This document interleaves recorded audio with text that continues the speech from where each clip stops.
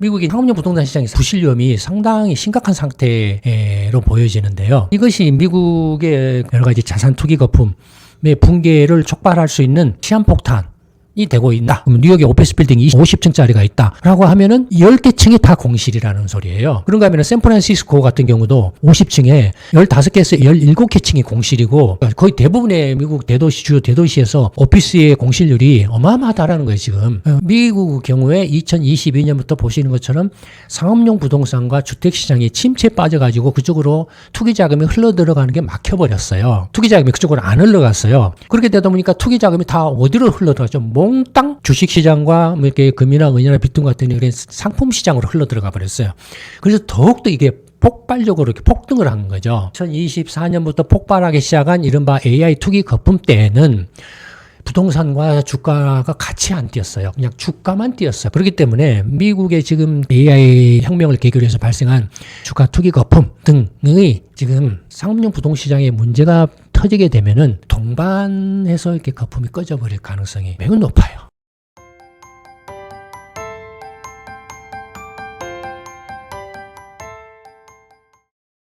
안녕하십니까. 김광수 경제연구소의 김광수 소장입니다. 이번에는 앞서 말씀드린 것처럼 미국의 상업용 부동산 시장의 상황에 대해서 한번 말씀을 드려볼까 합니다.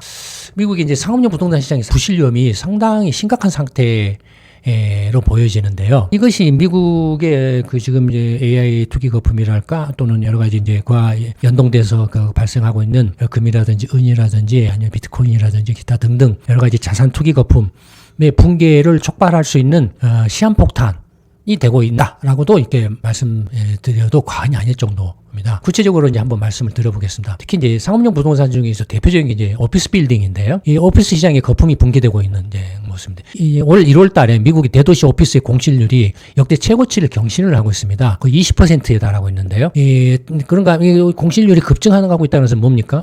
오피스 수요가 없다라는 거죠.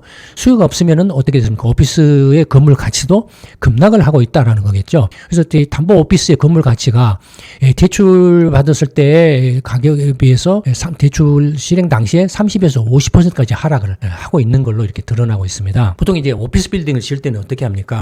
부동산 개발업자들이 은행이나 이런 금융기관, 뭐 사모대출기관이라든지 이런 파이낸스라든지 이런 회사로부터 금융기관들로부터 이제 우리가 여기다가 오피스 빌딩을 짓겠습니다. 그러니 대출 좀 해주세요라고 이제 요청을 하지 않습니까? 요청을 하면은 이제 그걸 심사를 해보고 그래 그럼 대출을 해줄게라고 하면서 대출은 어떻게 합니까? 단기로 해주죠. 브릿지 론이라 그래서 공사 진행 상태에 맞춰서 대출을 해주죠. 이럴 때 1억 달러 가 들어가는데 처음에는 뭐 한 3천억 달러 초기 공사 토목 공사 비용으로 3천억 달러 그 다음에 이제 뭐 또 3천억 달러 그 다음에 나머지 뭐 한 4천억 달러 해가지고 단기로 이렇게 브릿지 론 이렇게 메꿔주는 식으로 이렇게 해서 이제 대출을 해줘요. 그래서 이제 그 오피스 빌딩 건물이 완공이 되면은 그때부터 이제 영업을 시작하지 않습니까? 뭐 렌트를 준다든지 매가 이제 오피스 사무실 판매를 한다든지 해서 수익이 들어오면은 상황을 하는 거지 않습니까? 그래서 이제 그 공사가 끝나서 완공이 되면은 그때 이제 단기로 브릿지 론으로 대출을 해줬던 것을 이제 본 대출로 전환을 해요. 예를 들어서 이제 만기 5년, 만기 10년 대출 기간을 이렇게 정해서 이제 상환을 한다라는 식의 이제 본 대출로 전환을 해요. 근데 문제는 뭐냐면은 이게 브릿지 론으로 대출을 해줬다가 오피스 빌딩이 완공이 됐는데 은행들이나 이 파이낸스사들이나 이런 데들이 본 대출로 전환 안 해줘 버려요. 왜 안 해주냐면은 이게 지금 이미 브릿지 론으로 1억 달러를 대출을 해줬는데 지금 오피스 시장 상황이 최악이어가지고 굉장히 악화돼가지고 이게 1억 달러 오피스 빌딩이 지금 7천만 달러, 5천만 달러밖에 안 돼요. 그러면은 나는 대출을 1억 달러를 해줬는데 그걸 7천만 달러나 5천만 달러밖에 안 되는 시가로 안 되는 그걸 이렇게 계속 5년 내지 10년에 1억 달러 대출로 이렇게 본 대출로 바꿔주겠느냐라는 거죠. 안 해주죠. 그러면 어떻게 됩니까 이제 부동산 개발 회사들이 이 브릿지론을 갚아야 돼요. 예, 갚아야 돼요. 그러니까 못 갚으면 어떻게 됩니까? 파산하는 거죠. 못 갚으면은. 그러면은 은행들이나 파이낸스 회사들이 결국에는 담보로 잡았던 그 오피스 빌딩을 이제 가져오는 거죠. 차압을 하는 거죠. 차압을 하지만 어떻게 되겠습니까? 손실을 또 안죠. 1억 달러 대출해 줬는데 뭐 7천만 달러나 5천만 달러밖에 안 되니까 그만큼 손실을 또 안는 것이 되죠. 부동산 개발회사가 파산을 해버리면 그렇지 않습니까? 그런 상황들이 지금 여기저기서 드러나기 시작하고 있다라는 거고. 그래서 이제 올 연말까지 만기가 도래하는 이 커머셜 리얼에스테이트 부동산 상업용 부동산 관련 자산담보 대출 규모가 굉장히 천문학적인 규모라는 거예요. 장난이 아니에요. 그 크기가. 이제 제때 차환되지 못한 자산들이 헐값 매각으로 시장에 쏟아진다는 거죠. 그러니까 말씀드렸던 것처럼 1억 달러 이제 건물 그렇게 상업용 오피스 빌딩을 짓는데 1억 달러가 들어갔어요. 그래서 브릿지 론으로 은행이나 이런 파이낸스에서 대출을 해줬어요. 근데 이제 정작 완공이 돼가지고 이거 이렇게 본대출로 이렇게 전환을 하려고 하다 보니 이 건물 가치가 7천만 달러나 5천만 달러로 푹 떨어져 버린 거예요. 그러니까 이제 본대출을 못 해주잖아요. 못 해주면 이제 결국에는 파산을 해요. 부동산 개발업자가. 그러면 이제 은행이나 이런 파이낸스 회사들이 그걸 이제 담보로 잡았으니까 담보를 가져오겠죠. 그럼 결국에는 이제 그거 이제 팔아야 되잖아요. 팔든지 자기가 가지고서 뭐 이렇게 운영을 하든지 해야 되잖아요. 그러면 또는 부동산 개발업사들이 이제 파산은 이렇게 면하기 위해서 그걸 이렇게 급하게 또 팔려고 할 거란 말이에요. 그러면 헐값으로 팔 수밖에 없다는 거예요. 더 싼 값으로. 그것들이 결국은 악순환, 가격 하락의 악순환을 처리해서 지방은행이라든지 리츠, 부동산 담보 투자 신탁, 리츠들이 연쇄 파산을 할 가능성이 굉장히 높아지고 있다는 겁니다. 지금 미국의 상업용 부동산 시장의 상황이 생각보다 상당히 좀 심각한 상태로 지금 치닫고 있다라는 거예요.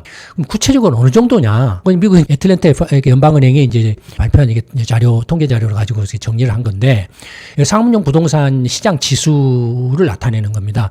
영은 뭐냐면은, 이제 그 장기 평균 가격을 나타내요. 상업용 부동산의 0은 이렇게 기준 가격이 0이에요. 장기 평균 가격이에요. 장기 평균 가격을 기준으로 했을 때 지수가 위로 올라가면은 상업용 부동산 시장이 지금 이제 핫하다, 과열이다. 그다음에 밑으로 떨어지면은 위축돼 있다, 거품이 꺼지고 있다. 뭐 이런 걸 나타내요. 보시면은 이제 글로벌 금융 위기 때, 그다음에 이제 뭐 이때 이제 이른바 서프라임 론 사태죠. 그다음에 90년대 후반.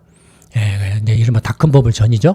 후반. 그 다음에 이제 글로벌 금융 위기 이후에 이제 약간 했다가, 그 다음에 팬데믹 때 일시적으로 주춤했다가, 팬데믹 직후에 다시 폭 뛰었다가, 2022년부터 지금 이제 마이너스, 전체적으로 상업용 부동산 하면은 오피스도 있고, 뭐 산업용도 있고, 뭐 데이터 센터도 있고, 병원도 있고, 뭐 호텔이나 리조트도 있고, 뭐 여러 가지 시설들을 다 합친 거죠.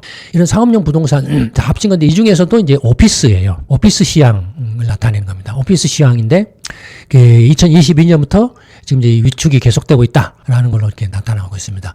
주요 대도시별로 보면은, 근데 이제 뉴욕 같으면 파란색 선이에요. 뉴욕마저도 지금 이제 상업용 부동산 시장에 지금 뭐랄까요, 거품이 꺼지고 있는, 계속 지금 가라앉고 있는 그런 상황이죠. 그다음에 이제 뭐 시카고, 보라색이 이제 보스턴, 그다음에 초록색, 연두색이 이제 애틀랜타죠. 뭐 이런 쪽.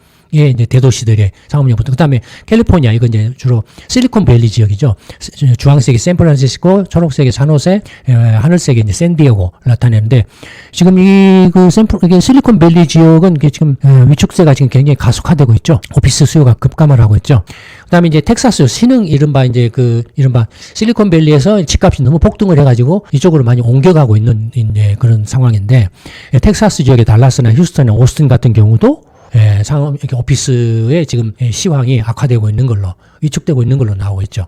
전체적으로 이런 모습인데, 실제로는 뭐냐면 미국의 주요 대도시의 오피스 공실률을 보면은, 요게 이제 대표적으로 그 실리콘밸리 주변의 샌프란시스코 왜 이제 그 공실률을 나타내고 있습니다. 팬데믹 전까지만 해도 10% 미만이었어요, 공실률이. 근데 팬데믹 이후부터는 급격하게 늘어나기 시작해서 공실률이 무려 35%를 넘고 있습니다. 작년 연말에 2025년 말에는 35.4%에 달하고 있어요, 공실률이. 그런가 하면 달라스 같은 경우도 26%, 휴스턴 남부 지역에 휴스턴이 19%, 미국의 동부 지역에 미국 뉴욕 같은 경우도 22%에 달하고 있습니다. 그다음에 샌디에고 실리콘밸리 지역이죠, 23%. 그러니까 미국의 주요 대도시의 오피스의 공실률이 장난이 아니에요. 지금 예를 들어서 미국 전체 평균으로 이게 오피스 공실률이 20%라고 하면은, 알기 쉽게 말하면은, 이게 오피스 빌딩 50층짜리가 있다. 뉴욕에 이제 22%인데, 그럼 뉴욕에 오피스 빌딩 50층짜리가 있다라고 하면은 10개 층이 다 공실이라는 소리예요. 그런가 하면은 샌프란시스코 같은 경우도 예컨대 35%니까 50층에